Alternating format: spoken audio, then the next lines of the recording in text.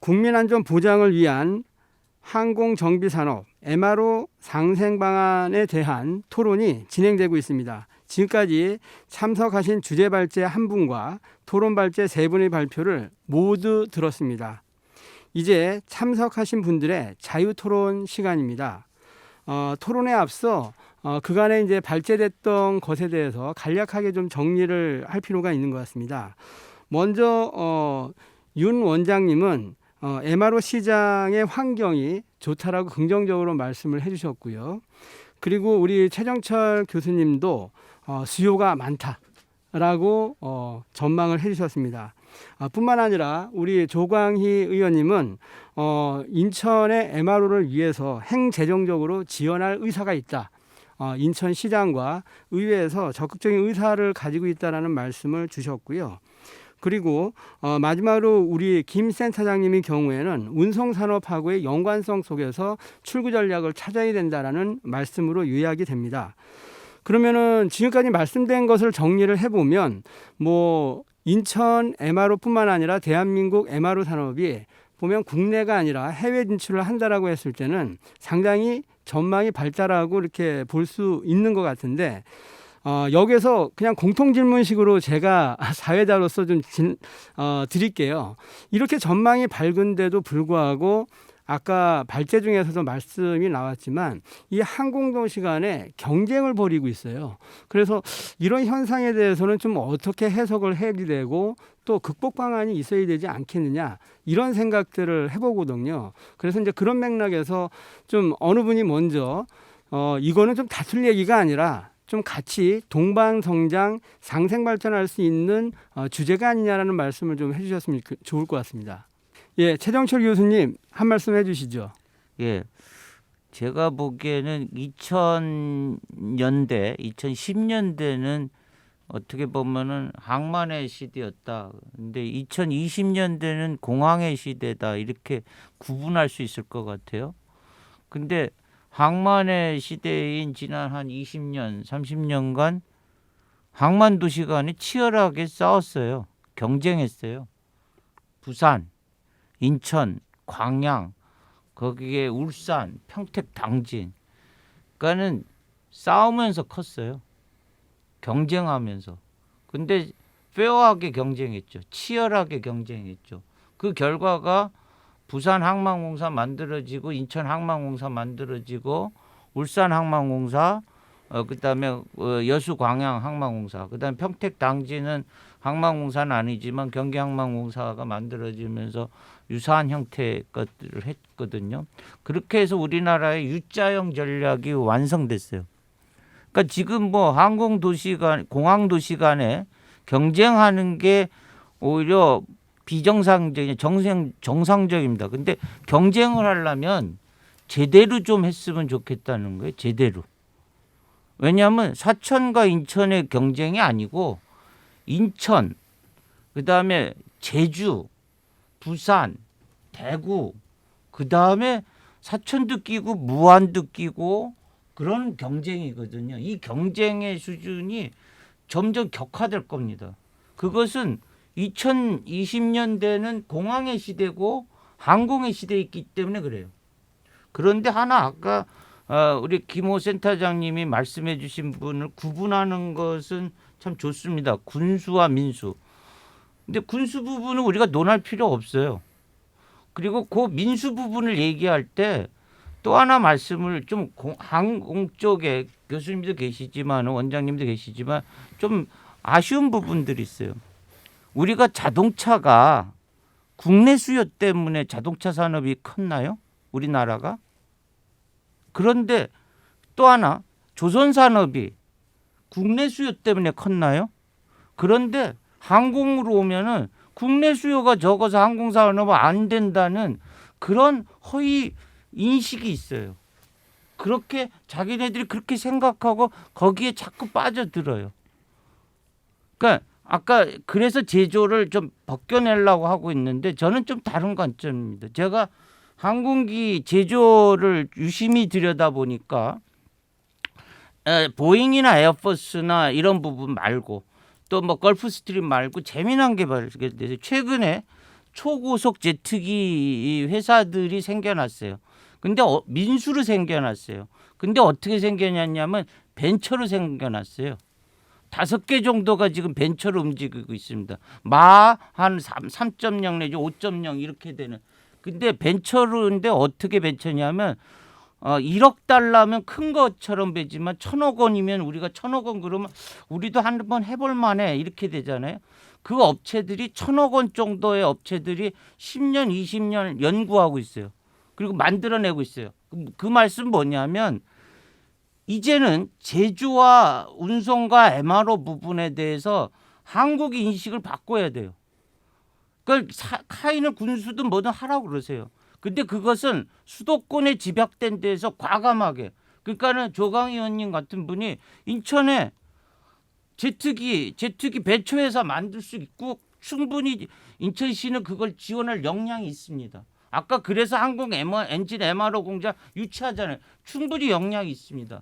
그런 본질적인 경쟁을 하는 식으로 바꿔야지 맨날 무슨 뭐 절충교육 정리해 주시죠. 절충교육 이런 쪽으로 하는 굉장히 소극적인 방법으로는 우리나라 항공기 산업을 키울 수 없다.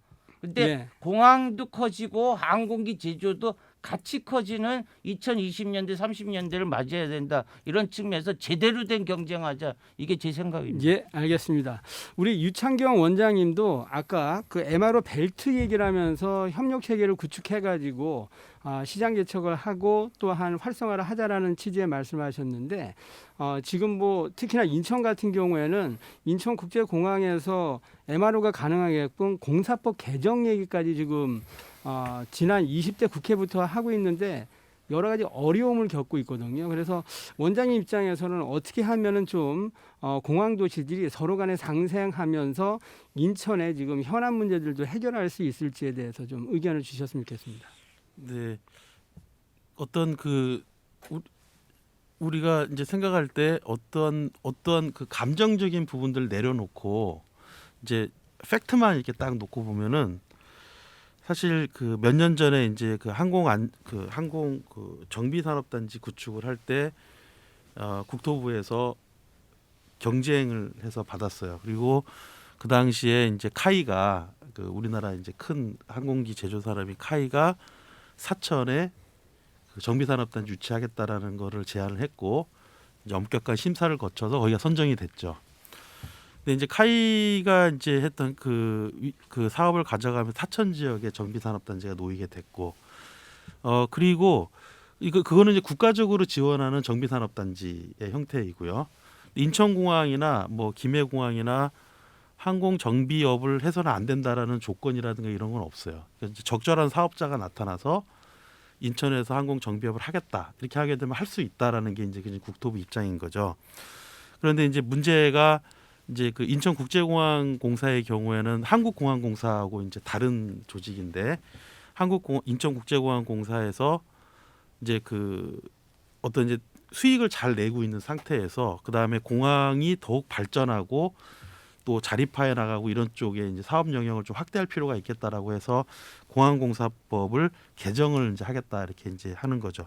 근데 여기에 보면은 이제 개정안에 보면은 그 보수와 공항 주변 지역의 개발 사업으로 하며라고 이제 공항 주변의 개발 사업이라고 하는 걸 추가를 했고 그 공항 주변의 개발 사업에 항공기 정비업 및 항공기 취급업, 두 번째가 항공 종사자와 공항 운영 인력 관련된 산업 인력에 관련된 교육 훈련 사업, 세 번째가 이제 그 공항과 연계된 도로, 철도, 항만 등 시설 인프라죠. 그 다음에 이제 항행 안전 시설 관리 운영과 관련된 국가 또는 지방 단체로부터 위탁받은 사업 이렇게 이제 돼 있는데 여기에 이제 첫 번째로 들어가 있는 항공기 정비업이라고 하는 부분이 이제 포함이 되게 되면은 이제 다른 지역에서 보게 되면은 그러면 공항공사가 그 막강한 수익 구조를 가지고 정비 사업에 뛰어들어서 이런 이제 정비를 막 하고 하는 이런 관점으로 가는 거 아니냐라고 이렇게 이제 생각을 할 수가 있게 되는 거고.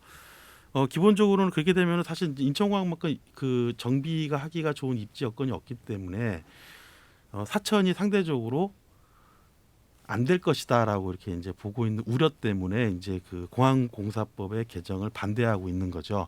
그리고 이제 그러한 반대하는 과정에서 그 지역 간의 어떤 이런 이제 저기로 이제 어떤 그 분쟁이 있는 것처럼 이렇게 보이는데 이거는 제가 볼 때는 사실 이제 그렇게 생각할 수도 있지만 아까 말씀드린 것처럼 지금 사천에서 지금 이제 캠스가 최근에 이제 2대 항공기를 이제 정비를 했고 확정된 거는 앞으로 6년간 13대 정도의 이제 그 LCC 항공기를 갖다 하는 걸로 돼 있습니다. 그런데 지금 있는 시설 규모에서는 1년에 한 100대 정도씩을 정비를 해야지 이게 수지가 맞는 상태인 거죠. 굉장히 지금 그쪽은 어려움에 처해 있을 거예요. 그러면 이거를 그 100대씩 해야 되는 정비의 규모를 가지고 있음에도 불구하고 1년에 2대밖에 못 하고 있는 상황에서 이제 그 향후에 이제 그 물량을 끌어올 거라는 어떤 기대, 막연한 기대감 때문에 근데 인천에서 만약 하게 되면은 그 물량이 안 올 것이다 이렇게 이제 보고 있는 것 때문에 결사적으로 이제 공항공사법 개정을 이제 반대를 하고 있는 입장인데 아까 말씀드린 것처럼 이거는 그런 식으로 생각할 게 아니고 그 인천공항에서 공항 정비 사업에 제가 알고 공항에서 직접적으로 투자는 하지 않을 거예요. 국토부가 막을 것이고 오히려 이제 지원하는 방향으로 가겠죠. 그렇죠. 그러니까 네. 시설에 대한 부분들이라든가 환경에 대한 인프라 구축 정도에 들어갈 거예요. 그리고 분명한 거는 외부의 사업자가 들어와서 그 사업을 해야 되는 상황인 거고 그렇게 해서 돼 가지고서 이게 국내뿐만이 아니고 국제 물량을 끌어올 수 있는 구조까지를 만들어 놔야지 사실 사천도 같이 클 수 있다. 이제 제가 말씀드리는 거는 이제 그런 부분입니다. 예. 뭐 말씀하신 것처럼 뭐 공항공사가 공기업으로서 민간 업체하고 경쟁하면서 직접을 한다라는 개념은 아니고 우리 원장님이나 뭐 교수님 말씀하신 것처럼 보면 그런 인프라를 구축하는 데 있어서 지원을 해주면 그러한 관련 기업들이 유치하는 데 훨씬 유리하지 않겠습니까? 그래서 그런 맥락으로 저희 인천 시민들은 좀 이해를 하는데 사천 시민이나 정치권에서는 좀 예민하게 반응을 하신 것 같습니다.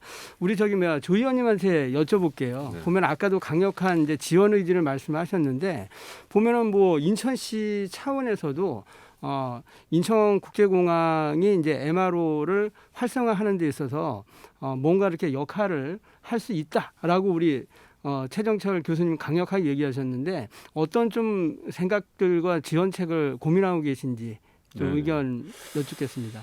네, 먼저 실질적으로 아까 말씀드린 대로 전국에 이제 15개 공항이 있는데 실제로 이제 국내에서 유일하게 인천국제공항이 이제 24시간 운영을 하고 모든 운항 편수라든가 모든 시설 규모 면에서도 전국 최대를 규모를 갖고 있고 또 이제 국가 차원에서도 애시당초에 원래 이제 인천국제공항이 태동하기 전에 14개 전국 공항에서 국제선은 이제 김포공항이 주로 담당하고 있었지만 이런 여러 가지 이제 소음이라든가 도심에서 일어나는 이런 문제 해결과 향후 이제 글로벌 시대에 맞게끔 우리 공항을 운송을 어떻게 바꿔나갈 항공산업을 어떻게 발전시켜 나갈 것이냐 하는 차원에서 전략적으로 고민해서 사실은 섬과 섬을 바다를 메워서 공항을 건립한 거거든요.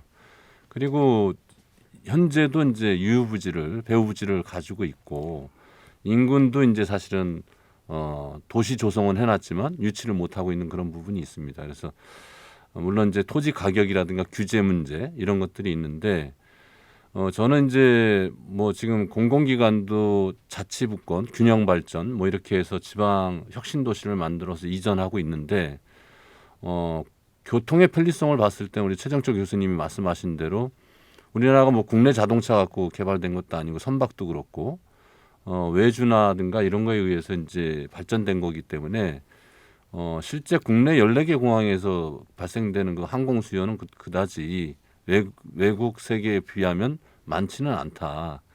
근데 이제 균형 발전이라는 그런 거에 의한 배분은 좀 탐탁하지 않다. 저는 그렇게 생각을 하고요. 또 실제로 양양공항이라든가 무안공항이라든가 지방공항을 유치와 건설을 통해서 실제 적자를 보고 운영을 계속 못해서 다른 대체 시설로 이제 그런 사용하는 경향도 있거든요. 현실적으로 우리 지역에 맞는 특징적인 그런 수요와 공급과 예측에 맞춰서 MRO 산업도 이루어져야 된다고 보고 있고요. 실제로 뭐 그 모든 통계에서 나오다시피 우리 대한민국이 사실 14개 공항이 있다고 하지만 우리 이창경 원장님께서도 말씀하셨고 우리 최정철 교수님도 말씀하셨지만 앞으로 그런 수요, 뭐 김호 센터장님도 아까 말씀하신 게 우리가 제조나 제작에 의존하는 것이 아니고 수송과 운송에 연관돼서 의존해야 되는 그런 상황이기 때문에 그런 수요를 무시할 수는 없다고 봅니다. 그리고 정부에서도 이제 그런 균형적인 발전도 고려해야 되고 항공편에 대한 교통편도 고려해야 되지만 주변 국가에서는 허브 공항을 유치하기 위해서 경쟁적으로 지금 하고 있는 상황인데 우리 내부적인 그런 문제로 인해서 그게 지연돼서는 안 된다고 보고요. 국가 차원의 전략적인 문제를 놓고 우리 국회라든가 정부에서 논의가 돼야 된다고 보고 있고 그런 부분이 진짜 합리적으로 또 균형 있게 그렇게 이루어져서 좀 미래를 봐야 된다고 생각합니다. 아까 그 파브 UAM 도심교통도 이야기하고 있는데 파브 산업도 역시 그런 교통 편리가 멀리 떨어져서 이루어져서는 안 된다고 보고 향후에 MRO도 그것도 같이 고민해야 된다고 생각을 합니다. 예. 그럼 미래 산업도 같이 연결시켜서 개발해줘야 됨으로 해서 국가 경쟁력도 도출되는 거고 또 거기에 따른 교통 편의도 더 확보할 수 있다고 보고 있거든요. 예. 그래서 그런 여러 가지를 인천시에서도 고려하고 있고 또 이제 공유 경제에 대해서 많이 이야기하고 있는데 그런 측면에 이제 공유 경납고 MRO도 준비하고 있어서 말씀하신 대로 굳이 저는 공항공사 내부에 대한 부지만 50만 평이 확보돼 있지만 그것만 꼭 고려할 것은 아니다.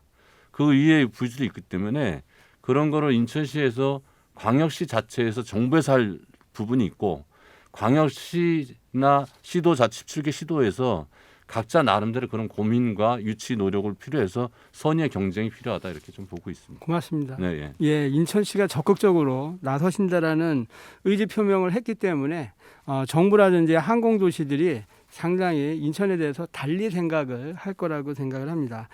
예, 우리 김 센터장님 보면 어찌 보면 현장에서 지원을 하는 것이 지금 테크노파크의 역할 아니겠습니까? 네, 맞습니다. 그래서 오히려 좀 지금 상황에서 좀 미래를 보고 인천 테크노파크가 지금 이제 인천시와 협력해가지고 어떻게 좀 MRO 활성화를 위해서 역할을 하실 건지 좀 말씀 주셨으면 좋겠습니다. 저희 그 인천시에서는 그 MRO 산업의 활성화를 위해서 이미 많은 활동을 지금 하고 있는 것으로 저 알고 있습니다. 특히 종학의 시의원님의 그 공항경제특별위원회 특별위원회에서도 여러 가지 이야기를 계속 해주시고 있고요.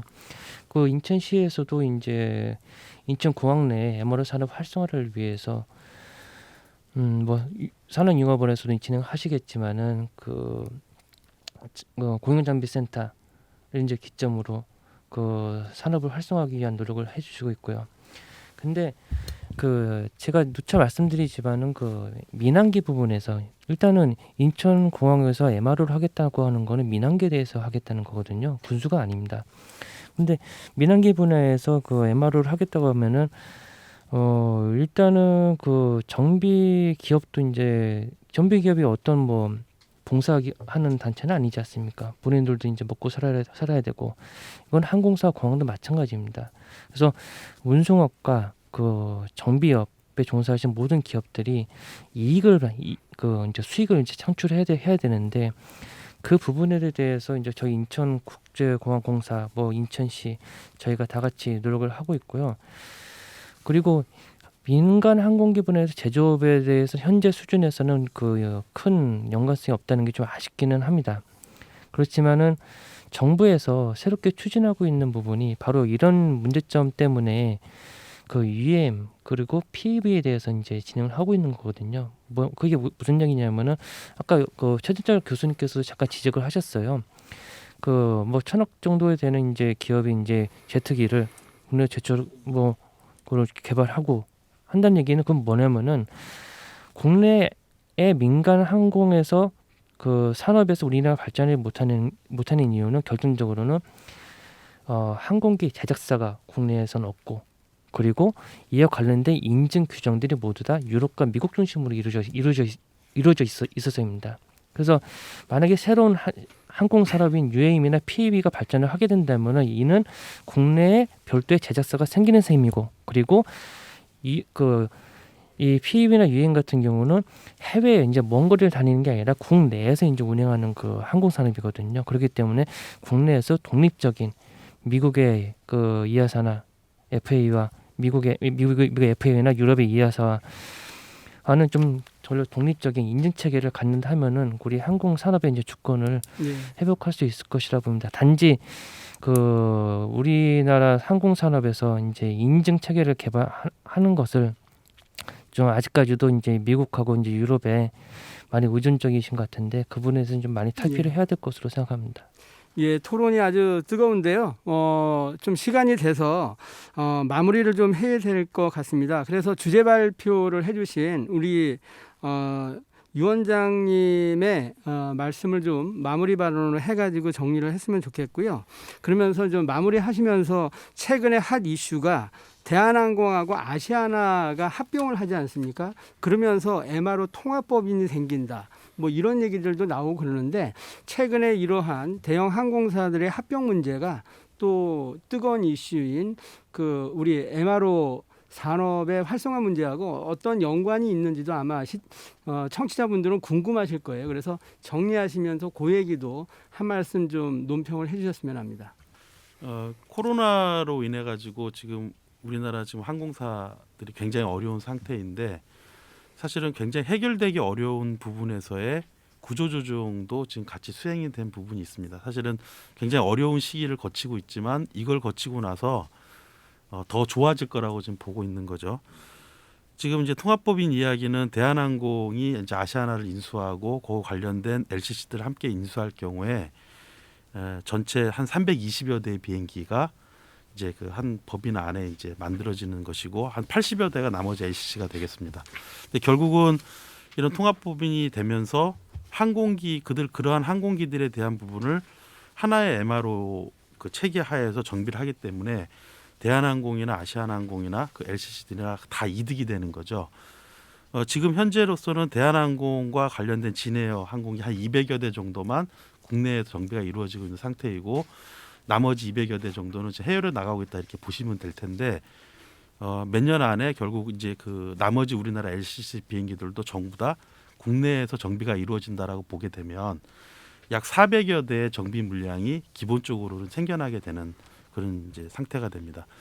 사실 400여 대의 비행기를 정비를 할 수 있는 한 곳에 정비할 수 있는 곳은 우리나라에 없습니다. 거기는 인천도 해야 되고 김해도 해야 되고 사천도 해야 되는 그런 상태인 거죠. 그러니까 지금 상태에서는 어떤 이제 인천이 MRO를 하느냐 마느냐 때문에 이제 사천이랑 이제 굉장히 예민하게 이렇게 이제 반응을 하고 있지만은 정말 다행스럽게도 이번에 구조조정을 통해서 그게 완료가 되면 그 외부로 나가던 정비 물량이 국내에 배치되고 지금 현재 규모 하에서 아주 적정하게 각 위치에서 정비를 해가지고 이렇게 서로 이렇게 불편한 관계가 자연스럽게 해소되리라고 어떤 면에서 이제 보고 있습니다. 이제 그러한 것들을 지금부터 논의를 하고 이제 상생할 수 있는 방향. 지금 아까 누차 말씀드리지만은 국내에 있는 항공기 나눠 먹기가 아니고 그 글로벌에서의 시장 점유율을 어떻게 높이고 지금 우리나라가 지금 구축하고 갖춰가야 될 어떤 그 경쟁력이 있는 쪽을 어떻게 가져갈 것인가에 대한 논의를 이제 인천과 사천을 중심으로 해서 전국에 있는 MRO에 있는 관련된 이해 당사자들이 모여서 논의를 시작을 하고 준비를 해야 될 때라고 이렇게 생각을 하고 있습니다.